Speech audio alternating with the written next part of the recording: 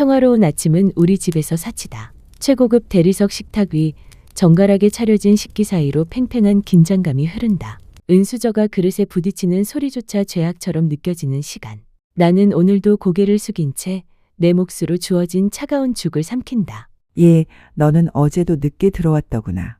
며느리가 제 집보다 밖을 더 좋아해서야 어디 이 집안의 안주인이 되겠니? 너는 정말이지 배운 것 없는 티를 내는 건지 아니면 나를 시험하는 건지 알 수가 없구나. 시어머니의 날카로운 음성이 아침 공기를 가른다. 그녀는 내게 직접적으로 소리를 지르지 않는다. 다만 내 존재 자체가 불쾌하다는 듯 은근한 비수만을 골라 내 가슴에 꽂을 뿐이다. 오늘도 시작이다. 무능함에 대한 지적, 근본 없는 배경에 대한 조롱, 그리고 마지막엔 언제나 덧붙여지는 이 집안의 품격이라는 이름의 압박. 나는 그저 죄송하다는 말을 읊조릴 뿐이다. 시아버지는 내 맞은편에서 신문을 읽으며 그 모든 상황을 철저히 방관한다. 그에게 나는 며느리가 아니라 자신의 식탁을 더럽히는 불청객 그 이상도 이하도 아니다. 그는 나를 볼 때마다 아주 미세하게 미간을 찌푸린다. 마치 썩은 음식을 치우지 못한 식탁을 보는 듯한 그 혐오. 그 혐오가 어디서 기인하는 것인지 그때는 몰랐다. 어머니, 적당히 좀 하세요. 서윤이가 어제 늦은 건 제 심부름 때문이었어요. 남편이 나를 감싸며 나선다. 남편은 유일하게 나를 이해해주는 이 집의 안식처다. 하지만 남편이 나를 두둔할수록 시어머니의 눈빛은 더욱 차갑게 얼어붙는다. 너는 내 아들을 방패막이로 쓰면서 네 잘못을 뉘우치지도 않는구나. 남편이 내 편을 들어줄수록 나는 더 큰 미움을 산다는 것을 잘 알기에 나는 조용히 남편의 손을 뿌리친다. 진우야, 너는 어째서 매번 그렇게 나약하느냐? 네 처 하나 제대로 가르치지 못하고 감싸기만 하는 게 어디 이 집안 장남의 모습이더냐? 시아버지가 천천히 신문을 접었다. 그는 남편을 차가운 눈으로 바라보며 입을 열었다. 그의 시선은 남편의 얼굴 구석구석을 훑고 지나갔다. 마치 내 아들이 맞나 싶은 의구심과 그보다 더 깊은 불만족이 서린 눈빛이었다. 너는 도대체 내 아들인데 나를 닮지도 않고 누굴 닮은 거냐? 내 어미를 닮은 건지 아니면 그저 핏줄의 기운이 옅은 건지 볼 때마다 답답해서. 남편의 얼굴이 굳어졌다. 그건 단순한 부자간의 다툼이 아니었다. 시아버지의 대사 속에는 남편을 향한 부정보다 훨씬 더 짙은 어떤 알 수 없는 경멸과 억눌린 분노가 서려 있었다. 남편은 아무 말도 하지 못한 채 고개를 떨구었다. 식탁 위의 공기는 더욱 차갑게 가라앉았다. 그날 밤 나는 남편을 대신해 시아버지의 서재를 정리하러 들어갔다. 평소라면 남편이 했을 일이지만 시아버지의 폭언에 술 한 잔 걸치고 잠든 남편을 대신해서 나섰다. 서재는 시아버지의 서슬퍼런 성격만큼이나 정갈하고 차가웠다. 책상 위 서류를 정리하다가 무심결에 책상 옆 서랍을 잘못 건드렸다. 작은 사진첩 하나가 바닥으로 떨어졌다. 사진첩은 낡았지만 귀하게 보관된 듯 보였다. 바닥에 떨어진 사진첩이 펼쳐지며 흑백 사진 몇 장이 쏟아져 나왔다. 나는 떨리는 손으로 사진들을 주워 담으려다 멈칫했다. 그 사진 속에 우리 엄마가 있었다. 아니, 분명 엄마였다. 고아원 시절 내가 병으로 세상을 떠난 엄마의 유품에서 발견했던 바로 그 사진. 내가 살던 고아원의 원장님은 엄마가 너를 버린 게 아니라 너무 아파서 너를 지키지 못하고 떠난 것.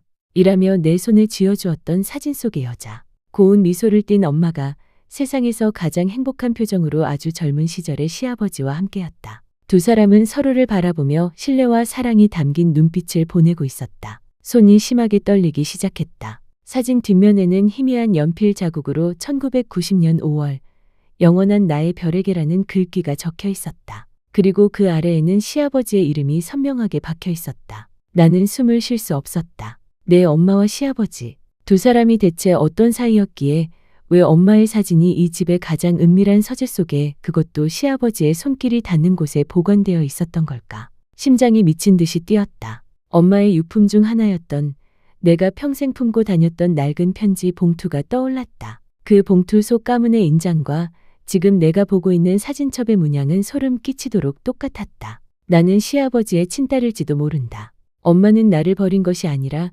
시아버지의 가문이 허락하지 않는 사랑을 하다가 나를 낳았고 병마와 싸우며 끝까지 나를 지키려다 돌아가신 것이다. 모든 것이 맞물리기 시작했다. 시어머니가 왜 나를 그토록 증오했는지, 시아버지가 왜 나를 볼 때마다 혐오와 함께 알 수 없는 고통을 느꼈는지, 그는 나를 볼 때마다 자신이 사랑했던 여인의 마지막 흔적을, 그리고 자신이 외면했던 죄의 대가를 마주하고 있었던 것이다. 나는 창밖을 내다보았다.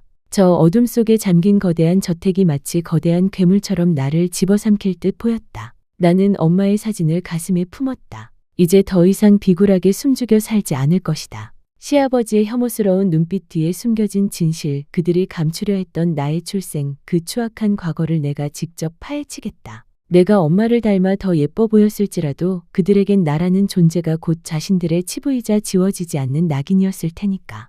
하지만 이제는 다르다. 엄마가 아픈 몸으로 나를 지키려 했던 그 사랑을 이제 내가 증명할 차례다. 그들이 감추려 했던 진실을 세상 밖으로 꺼내어 이 저택의 가장 높은 곳에서 그들의 위선을 산산조각 내주겠다. 어둠 속에서 나는 다시 태어났다. 서재 바닥에 떨어진 낡은 사진 한 장은 내게 족쇄가 아닌 이 저택을 무너뜨릴 폭탄의 뇌관이었다. 엄마는 나를 버리지 않았다. 그저 병마와 싸우다 떠나며 내게 이 잔인한 복수의 씨앗을 남겨두었을 뿐이다. 나는 더 이상 순종적인 며느리가 아니다. 나는 이제 이 거대한 저택의 숨통을 쥐고 흔들 유일한 집행관이다. 시아버지의 서재를 정리하던 날 사진첩 사이에서 툭 떨어진 것은 낡은 사설 탐정의 보고서였다. 30년 전 시아버지가 엄마의 행방을 쫓으며 남긴 집요한 기록들이었다. 그 안에는 엄마가 나를 낳고 세상을 떠난 뒤 시아버지가 몰래 나를 고아원에 방치하도록 지시했던 잔혹한 정황이 담겨 있었다. 하지만 내 눈을 사로잡은 건 그 뒤에 끼워진 다른 서류였다.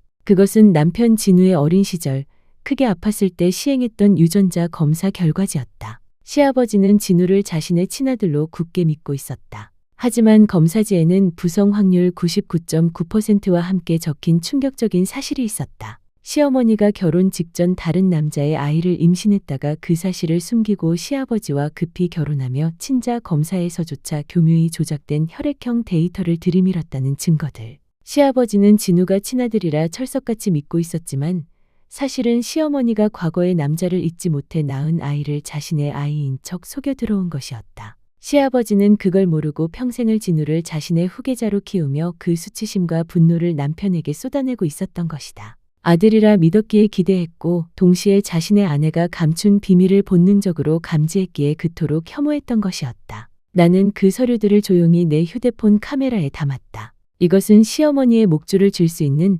세상에서 가장 날카로운 칼날이었다. 시아버지와 남편이 이른 출근으로 시어머니와 단독으로 아침을 먹는 날. 아침이 밝았지만 식탁 위의 공기는 어제보다 더 서늘했다. 시어머니는 오늘따라 유난히 날카로운 시선으로 나를 훑는다. 하지만 나는 더 이상 고개를 숙이지 않는다. 오히려 나는 아주 천천히 우아하게 찻잔을 들어 올리며 그녀의 눈을 똑바로 응시했다. 어머님, 혹시 혈통이라는 게 참 무섭지 않나요? 가끔은 겉으로 보이는 것보다 안으로 흐르는 것이 훨씬 중요할 때가 있잖아요. 특히나 수십 년간 굳게 믿어왔던 진실이 사실은 거짓이었다는 걸 깨닫게 되는 순간 말이에요. 식당 공기가 멈췄다. 시어머니의 숟가락이 찻잔에 부딪히며 날카로운 소리를 냈다. 그녀의 얼굴이 순식간에 핏기가 가신 채 하얗게 질려갔다. 이것은 협박이 아니다. 파멸을 예고하는 선전포고다. 나는 찻잔을 내려놓으며 말을 이었다. 어머님, 저는 왜 아버님은 평생 진우 씨를 보면서 왜 그렇게 차가운 눈빛을 보내셨을까 궁금해요.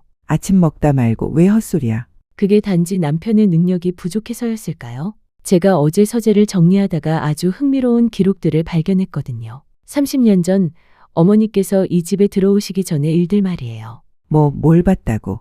시어머니의 입술이 파르르 떨린다. 평생을 이 집안의 품격이라는 가면에 숨겨온 그녀의 치부가 내 손끝에 달려있다. 그녀는 나를 죽이고 싶을 만큼 증오하겠지만 이제 나를 건드릴 수 없다. 내 손에는 그녀의 목줄이 쥐어있기 때문이다. 나는 자리에서 일어나 우아하게 식탁을 정리했다. 오늘부터 이 집의 서열은 바뀌었다. 이제 그들은 나를 괴롭히는 가해자가 아니라 언제 터질지 모르는 비밀을 안고 살아가는 시한폭탄의 인질이 되었다. 진우 씨가 실은 어머님의 첫사랑과 닮았다는 거 아버님은 모르시죠? 아버지는 그저 진우 씨가 친아들이라고만 믿고 계신데 이 비밀이 밝혀지면 아버지의 분노가 어디로 향할까요? 시원하게 웃으며 의자에서 일어나 뒤를 돌자 시어머니의 광기 어린 비명소리가 큰 저택에 울려 퍼졌다. 나는 서둘러 집을 나섰다. 복수는 감정만으로 이루어지지 않는다.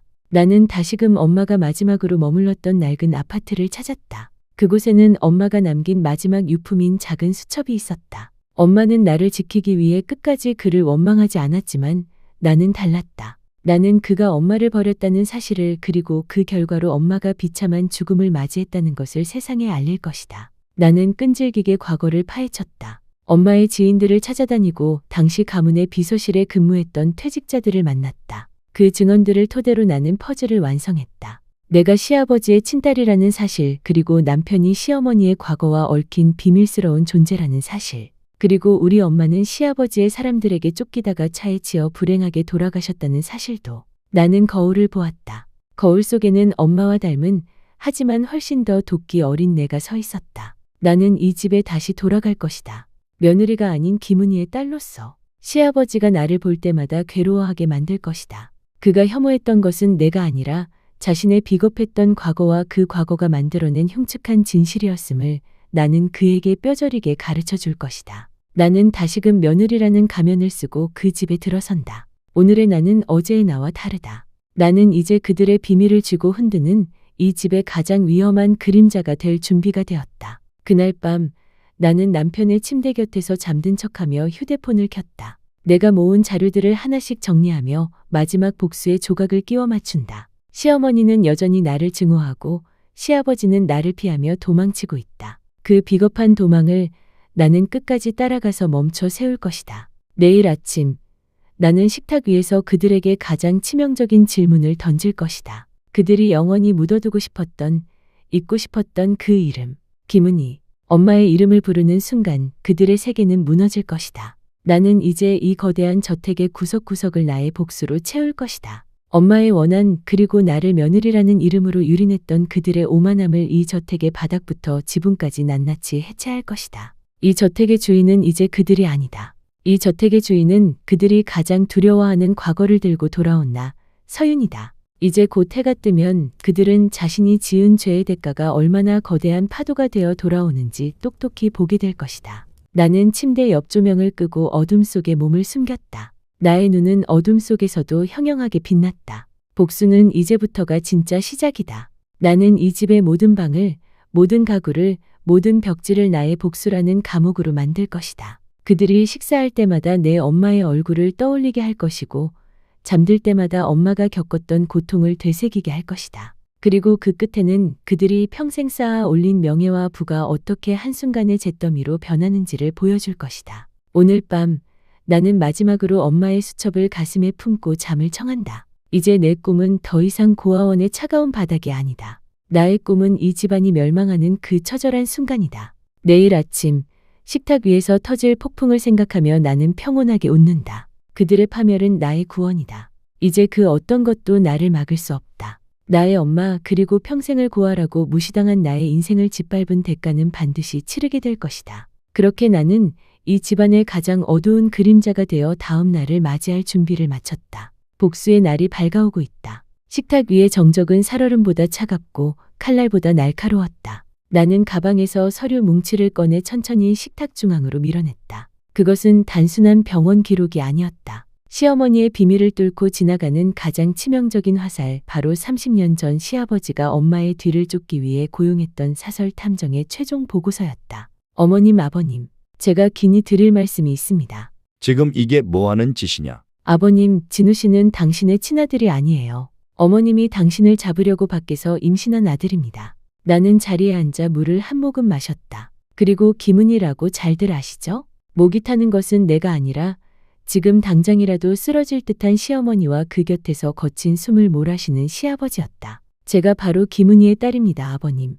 나의 폭탄 발언으로 시아버지와 아니 나의 생물학적 아버지와 시어머니는 마치 귀신이라도 본 듯이 놀랐다. 이 보고서를 보세요. 30년 전 아버님이 왜 그렇게 엄마를 찾아다녔는지. 단순히 첫사랑이라서? 아니요. 엄마가 아이를 가졌다는 사실을 알고 그 존재를 가문에서 지워버리기 위해 탐정을 고용했던 거예요. 그 과정에서 엄마가 얼마나 처절하게 쫓기고 도망 다녔는지 이 기록에 아주 상세히 적혀 있네요. 시아버지는 내 앞에 서류를 낚아채듯 가져갔다. 그가 보고서를 읽어 내려갈수록 그의 손은 걷잡을 수 없이 떨렸다. 뒤에는 단순히 엄마를 찾는 기록뿐만 아니라 탐정이 엄마의 거처를 확인하고 시아버지에게 보고했던 시간, 그리고 그 직후 시아버지가 내렸던 냉혹한 지시 사항들이 모두 필사되어 있었다. 그때 탐정이 그랬더군요. 임산부의 상태가 좋지 않으니 조금만 시간을 주십시오. 하지만 아버지는 뭐라고 하셨죠? 필요 없다. 당장 쫓아내고 흔적을 지워라. 엄마는 그렇게 아픈 몸을 이끌고 차가운 거리를 떠돌다 결국 나를 세상에 남기고 차가운 죽음을 맞이하셨어요. 나를 고아라고 무시한 이유가 바로 당신들 때문이라고요. 식당 안은 죽은 듯 고요했다. 남편은 멍하니 서류를 바라보며 입을 열지 못했다. 자신이 그토록 존경에 마지 않던 아버지가 사실은 자신의 아내를 그토록 잔인하게 만들었던 장본인이었다는 사실에 남편의 세계가 무너지고 있었다. 어머님, 당신도 이 보고서를 보셨죠?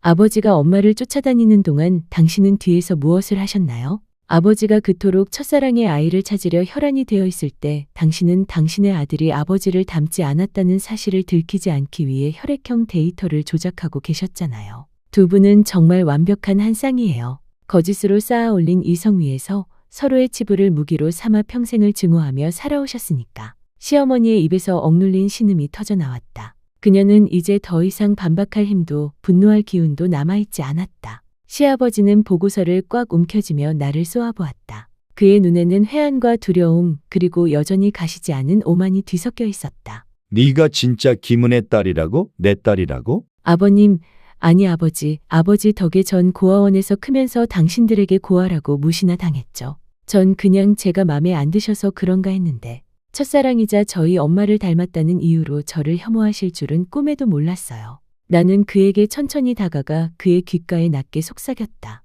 당신들이 죽이려던 김은희가 다시 살아 돌아왔다고 생각하세요. 그 딸인 나까지 죽이려던 당신들에게 제가 너무 친절했죠. 죽을 때까지 우리 엄마한테 용서를 구하세요. 그럼 알아요? 말년은 평안하실지. 그래도 감사드릴 건 있네요. 아버님 회사 일 도와드리면서 횡령 관련 증거들을 모을 수 있게 해주셨으니까.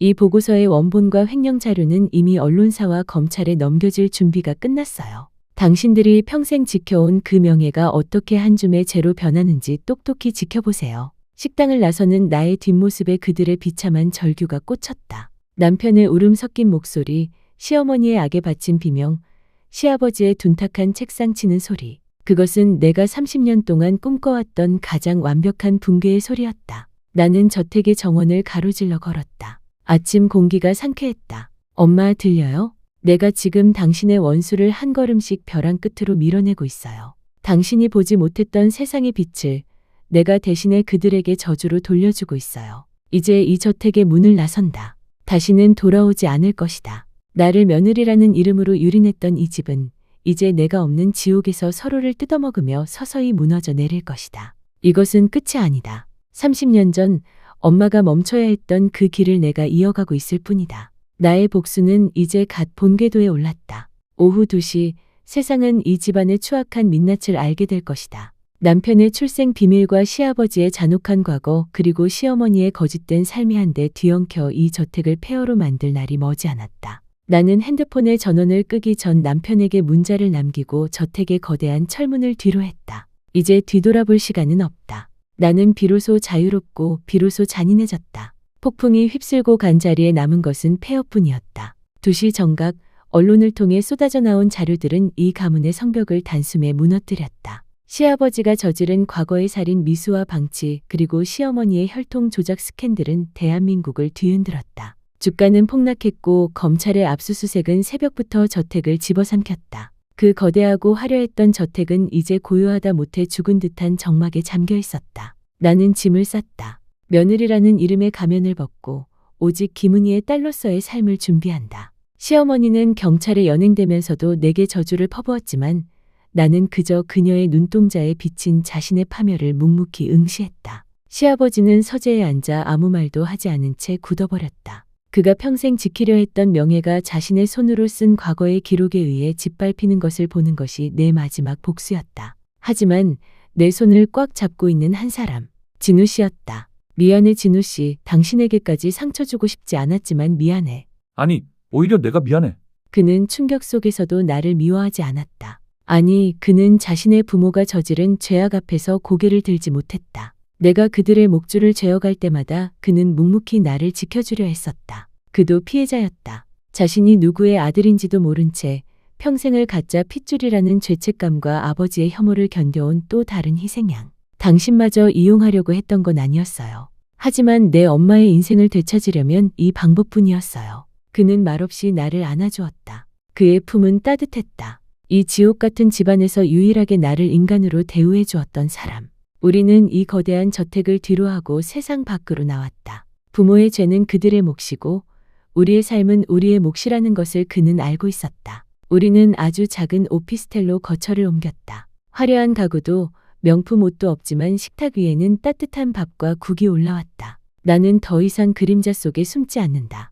엄마의 이름으로 작은 카페를 열었고 그곳에서 나는 사람들에게 나의 이야기를 그리고 우리가 겪은 어둠의 기록을 써내려갔다. 진우 씨는 더 이상 아버지의 그늘 아래 살지 않는다. 그는 자신의 이름을 건 작은 건축 사무소를 시작했고 저녁이면 퇴근길에 내가 좋아하는 꽃 한 송이를 들고 온다. 가끔 뉴스를 통해 부모들의 근황을 듣는다. 그들은 여전히 서로의 탓을 하며 재판장에서 진흙탕 싸움을 벌이고 있다고 한다. 하지만 우리는 더 이상 그들의 소식에 귀 기울이지 않는다. 과거의 유령은 우리가 묻어준 그 저택과 함께 영원히 잠들었기 때문이다. 서윤아, 오늘 날씨가 참 좋아. 우리 산책 갈까? 그의 밝은 목소리에 나는 앞치마를 벗고 그를 향해 웃는다. 예전에 나는 복수라는 족쇄에 묶여 매일 밤 어둠 속에서 눈물을 흘렸지만 이제는 나란히 걷는 우리의 발소리만이 들린다. 엄마, 나 이제 자유로워요. 그들을 파멸시킨 건 내 복수가 아니라 그들 스스로가 쌓아 올린 거짓의 무게였어요. 나는 이제 당신의 딸로서 그리고 한 남자의 아내로서 평범하지만 가장 눈부신 삶을 살아가려고 해요. 저 멀리 노을이 지는 공원. 우리는 서로의 손을 꼭 잡고 걷는다. 더 이상 나를 쫓아오는 그림자도 나를 짓누르는 죄책감도 없다. 잿더미 속에서 피어난 우리의 사랑은 그 어떤 화려한 저택보다 단단하고 깊다. 복수는 끝났다. 이제 우리의 인생이 시작된다. 나는 진우 씨의 어깨에 기대어 깊은 숨을 들이마신다. 폐부 깊숙이 들어오는 공기가 오늘따라 유난히 달콤하다. 비로소 모든 것이 제자리를 찾았다. 우리의 해피엔딩은 이제 막 첫 페이지를 넘겼다.